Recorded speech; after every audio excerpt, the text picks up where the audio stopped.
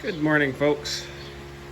Glenn here over at Fine Line. I'm just in the milking barn this morning, and we're getting ready to milk cows. We got the milk parlor all set up. These are some of the calves. So for those of you that haven't been following the channel, which is just about everybody in the world, because we only have 200 subscribers, so thank you.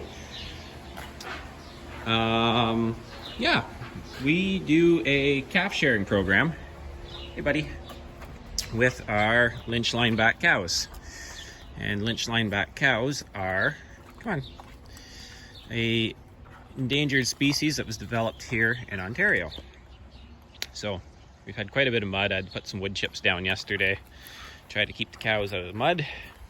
Anyway, I've done a few basic videos in the past, just kind of informative videos of me rambling on about cow history and calf sharing and whatnot. And today I just thought I would try to do a video of me milking them from start to finish. I don't have editing software, and I really don't put that much time into these videos. That's not what the farm's about. And for some people, you know, it's, you know, they're really passionate about that, and I really appreciate that. Some people do some really amazing jobs with their videos. I don't, so I apologize for that. Anyway, these are the calves. There's 15 Lynch Lineback calves in here. There's a few out on pasture with the cows because we're not milking those cows. They were kind of ornery, aggressive cows that I just decided I wasn't milking. So we had 18 purebred Lineback calves in all, and I believe that was 10 bull calves and 8 heifer calves. So in a breed that only has about 50 females, to have 8 heifer calves born is pretty good. We had 18 calves this year, so that's the 15 that belong to the 15 cows we're milking. So we'll lock them in. They stay in their holding pen, so the calves come in at night. This sliding door, so I'll explain this to you fast. Cows come in from pasture through this gate, and typically the yard's not so muddy. And I typically have that feeder full of hay. They're just going to clean up the bottom of it today, and we'll give them a new bale today. And then I chain this door with a chain across here, so that the cows can't push it open, but the calves can go in. And what we do at the start of chores is the cows come up, and we chase the cows and calves up at the start of chores. They stand in the yard. That lets the calves know, because we do the same thing every day, the calves know they're about to lose their mothers for the night. And they'll nurse one last time. And then they go through that little opening in the door and they lie down. And 9 times out of 10, when you come back in about a half hour, 45 minutes, the cows are just eating hay and the calves are all lying in the barn. And I just open the gate, shoo the cows back out to pasture, and shut the gate behind me, and everybody separate it. And it's literally that easy. There's just a view. Not much of a sunrise today with the fog. We've had a lot of rain here lately, which is good. We needed it. We had a real dry spell, really wet beginning of May, a lot of moisture through the winter, and then a real dry spell through the summer. And now we're getting a lot of rain again, and these pastures have just bounced back really good. That was a field we bale grazed and wintered pigs on, and then I worked it up and put a 16-way cover crop in there.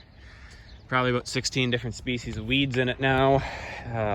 It got planted and then didn't see any rain for 4 weeks, and the germination on it was extremely poor. But anyway, it's growing now, even if it is just growing weeds.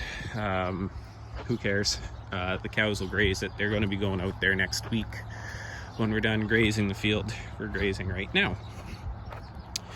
So normally I would hop in the four-wheeler, drive back to get cows, but some mornings I like to just walk. It's actually quite muggy out this morning, and it's a nice little walk. And sometimes you just have to be alone with your thoughts and walk and enjoy yourself. where there's really no point in doing any of this. So this past week we've had an employee that's going to look after everything while we're gone next week on vacation, so I've been training her most days. She'll just be part-time, and then we have an intern that comes every now and then. And this morning I have nobody, so I'm just going to enjoy doing chores alone and see where we go. So those are our chicken tractors there. I'll do a video on them another day. And right now we are just trying to chain gates with one hand while we operate a phone. There we go. And we'll keep on walking back to get these cows. I'll probably do this video in 3 or 4 parts. And that's providing my phone doesn't run out of power. So I realized it didn't charge last night. This is one of the yards that we winter cattle in. There again, we put that cover crop in there. You can see some corn and some sorghum. Buckwheat really took off in the other field. There's a bit of buckwheat in there. But mostly just lamb's quarters, pigweed, ragweed, foxtail. That's the majority of it. And it's starting to go to seed right now. So I'm going to put the sheep in there at night. We lock the sheep up at night. And actually, there's a sunflower plant growing. So we lock the sheep up at night so the coyotes don't get them. They're always locked behind this 4-inch page wire, and that seems to save them. And I'll lock them in there now for a few nights and they'll eat that all down, but it's really important to get it growing. And oh, there's the red-winged blackbird yakking at me. I don't think you could see her. She's now in the pine tree.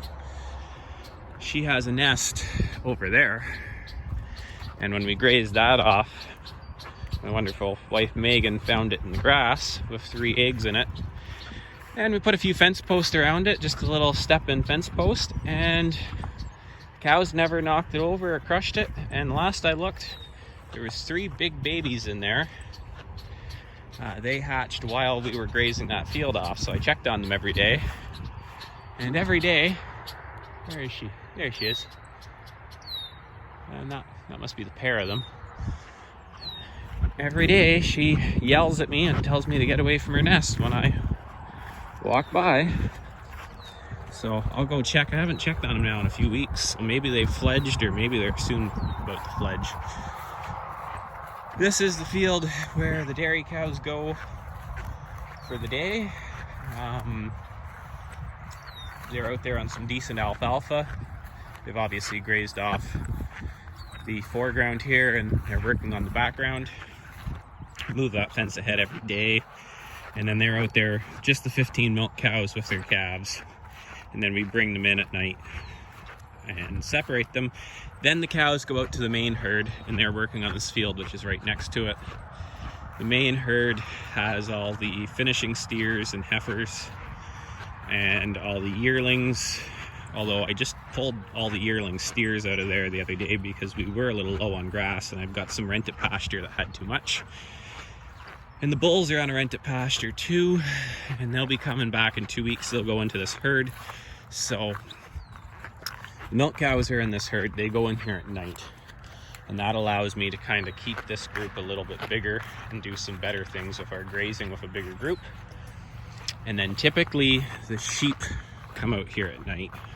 Sorry, the sheep come out here during the day, but they're not going to come out here today. I'm going to have them grazed by the chicken tractors because I've got to knock down some of that tall grass for them. This pasture did pretty good. They're eating it off pretty good. For some reason, this hill is just gravel and it doesn't grow anything, but then the cows love to camp up there. I should be putting a back fence up and keeping them off of it now, but they have a tendency to go sleep up there at night, which means they poop up there a lot, which is what that ground needs. It needs high fertility. So we just gotta cut the 15 milk cows out of this group. 1, 2, 3, 4, 5, 6, 7, 8, 9. Got 9 here. Get going, cows. There's the Jersey that we bought at Christmas time. And I think she's in heat because she is dirty today. something must be riding her. Oh, the 2-year-olds.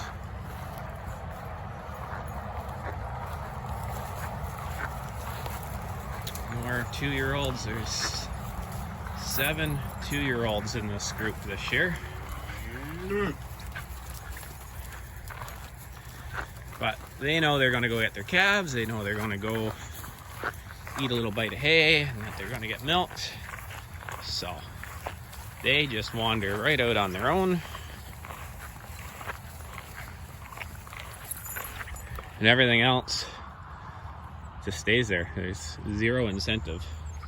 There's the donkeys up there. The donkeys normally stay with the sheep, but I put the sheep in one of the wintering yards that we wintered pigs in to clean up weeds last night.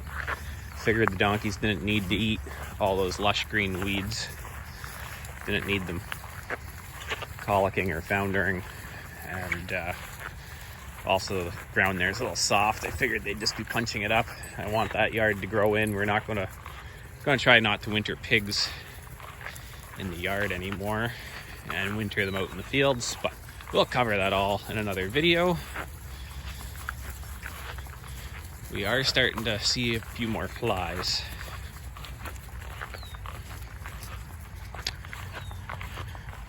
I am going to put this gate across. Normally I just let these cows wander up and then I go move some fence.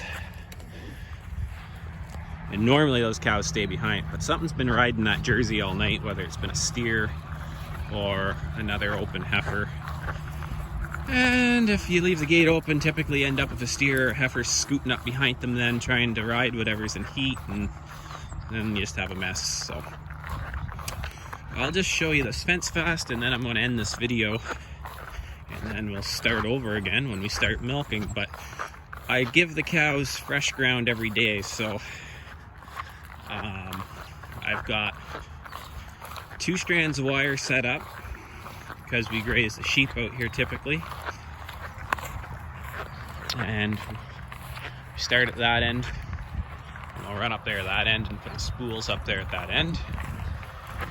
So we've got 2 runs of wire running across the field. Today I'll come put a 3rd one up over there on the other side. So yesterday they had this piece that I'm standing on right now. That was the fence holding them back from the fresh grass. And then what I did in the evening when I brought the milk cows up and took the sheep back with me. Then I went up to the end, grabbed both spools, and I spooled them both up. I left that one sitting on the ground because I only need 1 strand for the cows. So right now that bottom strand doesn't have any power in it. The top strand, I just put these pigtail posts in, interlock them to make a tight corner, run it over there, and it's getting power from the second fence. So the cows had all that as fresh grass last night. Now I'm going to roll this up and they'll have this strip for the day. There's a little less grass in that strip than typical, but that's because I'm not putting the sheep out there this morning. And then I'll come back after chores and I'll take these 2 reels and I'll just leapfrog that over there, set that up so that tonight I can come back, spool up that fence halfway across, and my milk cows and these cows will have fresh grass again tonight. So the cows are getting, both groups of cows are getting fresh grass morning and night. So that's how we do it. I'm going to sign off here, and hopefully I've got power in my phone and we'll do a little bit of a video of us milking the cows.